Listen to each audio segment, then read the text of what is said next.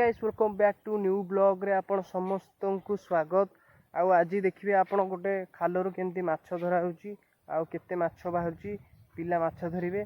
आउ गोटे एमती नईरू माने बड़ बड़ नईरू ठा ठा पानी सुखी जाइए से पानी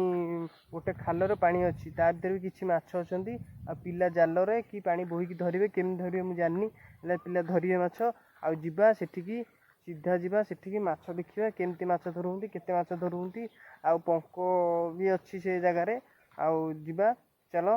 आउ सीधा मु आसली बारिकी गोटे जिनस नमाकू आउ से जगह नहीं गलिनी आउ चलो जिबा सीधा ब्रिज ऊपर देखा चलो।